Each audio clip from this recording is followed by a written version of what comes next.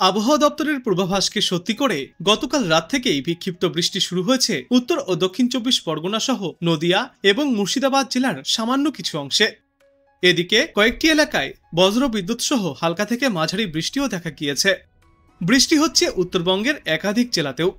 আজ থেকে কলকাতা সহ গোটা দক্ষিণবঙ্গে ঝড় বৃষ্টির পরিমাণ আরও বাড়তে পারে। বৃষ্টি হবে আগামীকাল পর্যন্ত। এর সঙ্গে ঘন্টায় সর্বোচ্চ 30 থেকে 50 কিলোমিটার বেগে দমকা ঝড়ো বাতাসও বয়ে যেতে পারে। ঝড় জলের প্রভাব বেশি থাকবে পশ্চিম মেদিনীপুর, পশ্চিম বর্ধমান, বীরভূম, বাঁকুড়া, হুগলি এবং মুর্শিদাবাদ জেলায়। আগামী বৃহস্পতিবার এবং শুক্রবার দক্ষিণবঙ্গে এই বৃষ্টির পূর্বাভাস আরও বাড়তে পারে। একই সঙ্গে দুর্যোগপূর্ণ আবহাওয়া থাকার সম্ভাবনাও রয়েছে, যার জেরে মৎস্যজীবীদের জন্য সতর্কতাও জারি করা হয়েছে। আবহাওয়া দপ্তর থেকে জানা যাচ্ছে, আজ বৃষ্টি চলবে উত্তরবঙ্গের সব জেলাতেই। বজ্র বিদ্যুৎ সহ হালকা থেকে মাঝারি বৃষ্টির সম্ভাবনা রয়েছে দার্জিলিং, কালিম্পং, জলপাইগুড়ি, আলিপুরদুয়ার, কোচবিহার, উত্তর এবং দক্ষিণ দিনাজপুর এবং মালদা জেলায়। এই সমস্ত এলাকাগুলিতে সর্বোচ্চ 40 থেকে 50 কিমি বেগে দমকা ঝড়ো বাতাসও বইতে পারে। এরপর আগামীকাল থেকে এই বৃষ্টির পরিমাণ আরও বাড়তে পারে উত্তরবঙ্গের জেলাগুলিতে। কলকাতা এবং দক্ষিণবঙ্গের বিস্তীর্ণ এলাকায় আজ দিনের সর্বোচ্চ তাপমাত্রা থাকবে 37 ডিগ্রি সেলসিয়াসের আশেপাশে। সর্বনিম্ন তাপমাত্রা থাকবে 26 থেকে 27 ডিগ্রি সেলসিয়াসে। আর বাতাসে আপেক্ষিক আর্দ্রতার পরিমাণ থাকবে 27 থেকে 94% মধ্যে। এদিকে আন্দামান এবং নিকোবর উপকূলে গত রবিবার রাত থেকেই জলোচ্ছ্বাসের পরিস্থিতি তৈরি হয়েছে। দ্বীপপুঞ্জে প্রবল বৃষ্টির সম্ভাবনা থাকায় সমুদ্র উত্তাল রয়েছে। সেই সঙ্গে 35 থেকে 45 কিমি প্রতি ঘন্টা গতিবেগে দমকা হাওয়াও বইছে, যে কারণে গত রবিবার থেকে আগামী বৃহস্পতিবার পর্যন্ত সমুদ্রে যাওয়ার ওপর নিষেধাজ্ঞাও জারি করা হয়েছে আবহাওয়া দপ্তর থেকে। বিগত কয়েকদিনে বাংলার বিস্তীর্ণ এলাকায় বৃষ্টির পূর্বাভাস থাকলেও সেই বৃষ্টি হয়নি। উল্টে ক্রমশই আর্দ্রতাজনিত অস্বস্তি বেড়েই চলেছে। তবে আজ থেকে এই পরিস্থিতির পরিবর্তন হতে পারে। উত্তর ও দক্ষিণ 24 পরগনা, নদিয়া এবং মুর্শিদাবাদে বজ্রবিদ্যুৎ সহ হালকা থেকে মাঝারি বৃষ্টির পূর্বাভাস দিয়েছে আবহাওয়া দপ্তর। সঙ্গে থাকবে দমকা ঝড়ো হাওয়া। এরপর আগামীকাল থেকে বুধবার পর্যন্ত দক্ষিণবঙ্গের প্রায় সব জেলাতেই বজ্রবিদ্যুৎ সহ বৃষ্টির সম্ভাবনা রয়েছে। কলকাতাতেও হালকা থেকে মাঝারি বৃষ্টিপাত জারি থাকবে।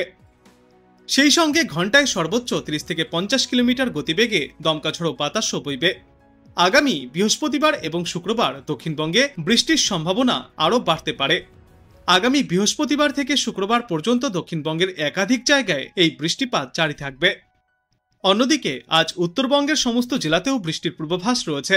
দার্জিলিং, কালিম্পং, আলিপুরদুয়ার, জলপাইগুড়ি, কোচবিহার, উত্তর ও দক্ষিণ দিনাজপুর এবং মালদা জেলায় হালকা থেকে মাঝারি বৃষ্টিপাত আজ থেকেই শুরু হবে।